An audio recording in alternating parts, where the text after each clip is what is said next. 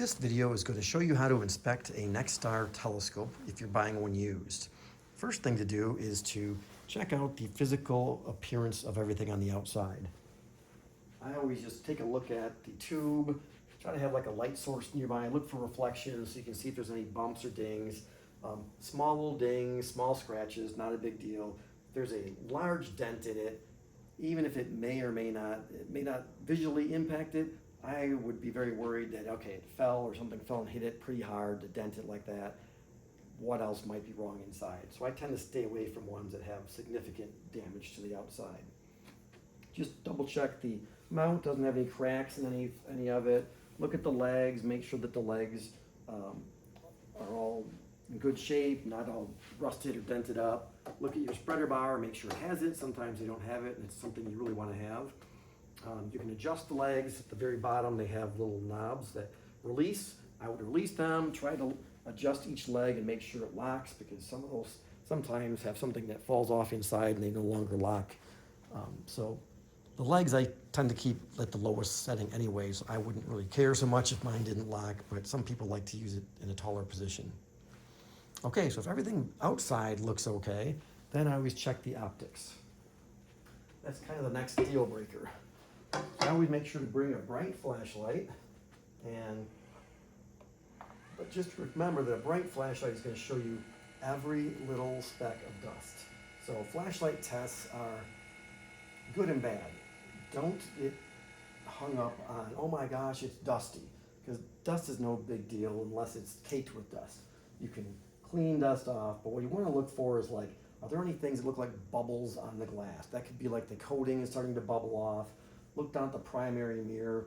Again, does it look like it has anything that's flaking off or some weird marks on it?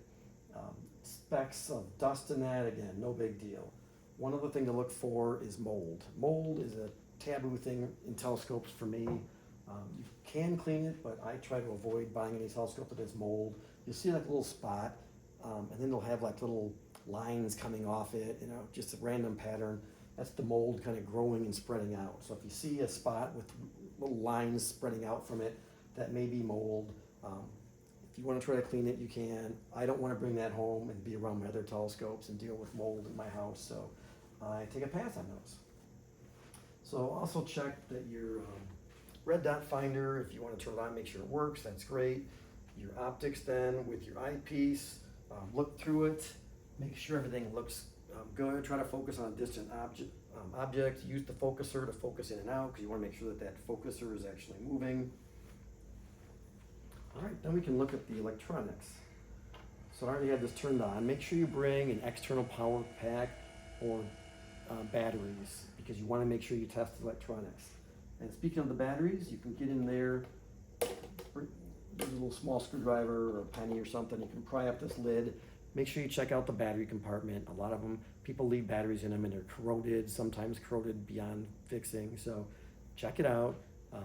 Again, I have one that the battery compartment no longer works because somebody had corroded batteries in it, but the external power port works just fine, and I use external power sources anyway. But just take a look at that. Turn it on, make sure that the control is all nice and bright, make sure the display is clear and there's no weird characters on it, and then just check out the telescope by moving it up, down, left, right.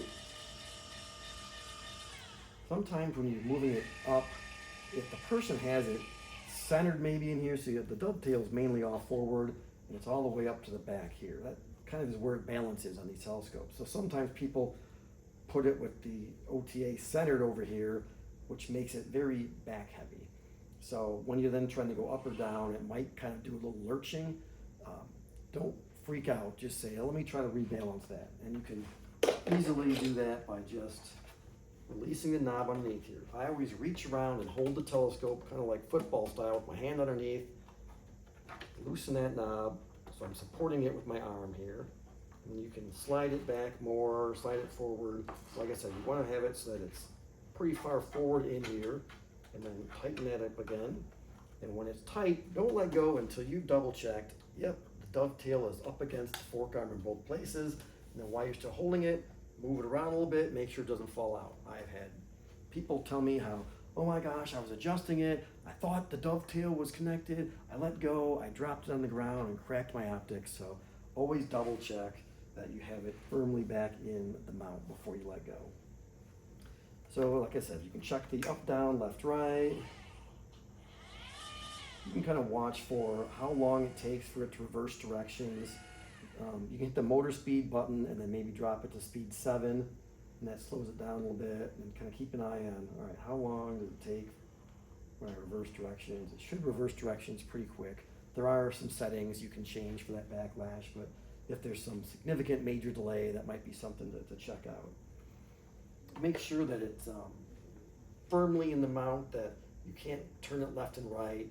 Gently push up and down, don't put a lot of pressure, but if you're gently pushing up, down, and it's slipping, the up and down can be tightened right in here. Take out these 3 screws, there's a big nut, you can tighten that to adjust the clutch. So don't worry too much about the up, down being loose, but if left and right is not holding, that's a bigger issue, a little trickier to get inside of there and try to fix that.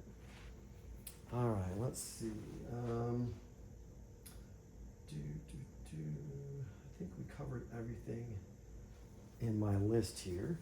So any of these things that might have like a small scratch, a small ding, the tripod's got some rust on it, those aren't deal breakers, but they can help you negotiate the price down a little bit.